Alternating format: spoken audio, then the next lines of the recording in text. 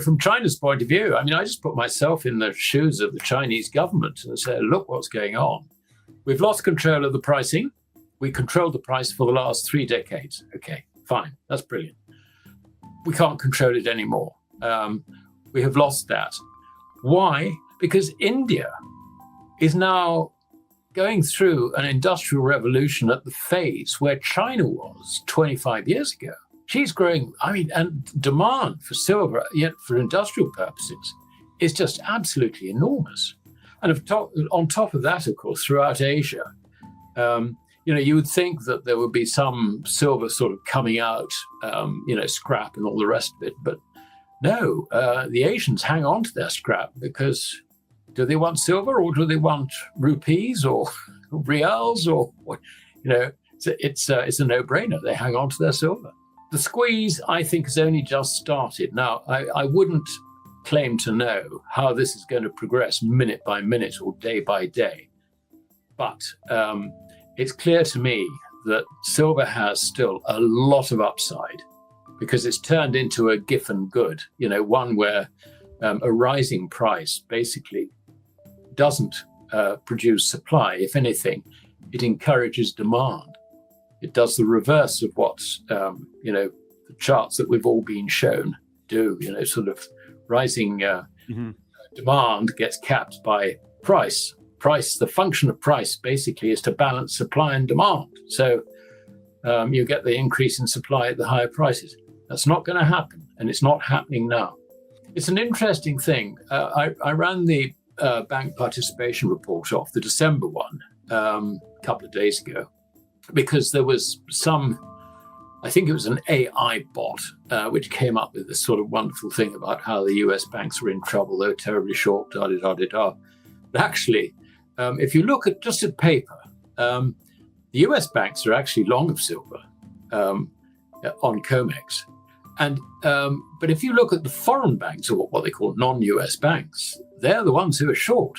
One assumes that there would be long of paper in London. But the problem is that even if they're long of paper in London, they're being effectively stood for delivery, if you like, by industrial buyers who come into the market and buy a forward contract and then want the real stuff. So the squeeze is actually, I think, very, very tight and difficult. And the problem is that, everybody in industry realizes now that, if they're in the business of making photovoltaic cells, electronic vehicles, defense industry, et cetera, they need silver and they need to get it damn quick. Otherwise, they're not going to have any manufacturing material. So we have a situation, I think, where the price gets driven up by this sort of demand. And it's a one-way ticket because there's no industrial user who sort of says, well, I got a little excess stuff here. I can maybe trade it out, sell a bit into the market and take a profit and buy it back cheaper. Or I can hedge it. No, they're not there anymore. Those guys basically realize what's going on. And I think one of the things that's interesting about the timing of this very, very sharp volatility is that, of course, it occurs at a time when any respectable industrial user is on holiday. Yeah. So, he's still digesting his Christmas pudding and looking forward to, well, if it's Scotsman, Hogmanay and too much whiskey. So the timing from the swaps point of view, we've got a year-end problem coming up. Like my bonuses depend on me making profits or being able to show that I make profits, and my mark to market doesn't kill those profits. Yeah, they love to bash it down. So that's what's going on. I think it's as simple as that. I think there is a broader question as to what China is actually doing. I mean, it is interesting because China is introducing really from next week officially a new licensing, export licensing regime. And it's not stopping silver going out. It's just tightening up on the export regime. And I think it's giving China greater control, if you like, over its over domestic stocks in the wider sense, not just China's own stocks, and I believe they've got a lot of stock which they've stored effectively, because you're talking about the second largest silver miner, but also the largest refiner by far. And bear in mind, it's not just imported silver doré; it's also imported copper ores, nickel ores, lead ores, zinc ores, and all these. I mean, refining is a dirty business. China doesn't mind doing it. We in the West don't want to muck up our hands with this. And that's actually, incidentally, one of the reasons why China has a virtual monopoly on rare earths, because rare earths also come out of this refining thing. I mean, aluminium or bauxite, I understand, is one source, if you like, of rare earths. And you require a lot of electricity to turn bauxite into aluminium. And who's got the electricity now? We haven't. We used to do it actually in Fort William, which is in Scotland, where we had hydroelectric power. I don't know if we do it anymore. I don't think we do. I think that's closed down. But can America do it? Well, they're at the moment powering loads and loads of computers to do AI or mine Bitcoin or whatever. So we just don't have the electrical capacity, if you like, to compete with the Chinese in these matters. So. Yeah, I think China realizes that it's got us firmly in its grasp. I mean, short and curlies, yeah. I won't use the rude word, if you like, but that's it's squeezing and it's hurting.